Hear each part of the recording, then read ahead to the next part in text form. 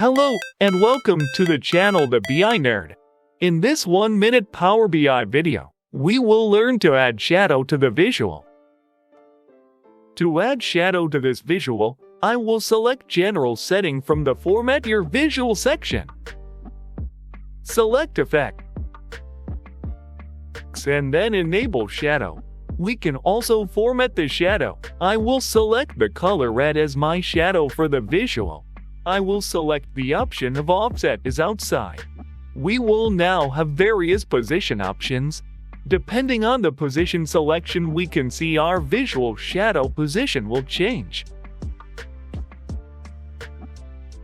Thank you. Please subscribe to the channel and check out other Power BI videos.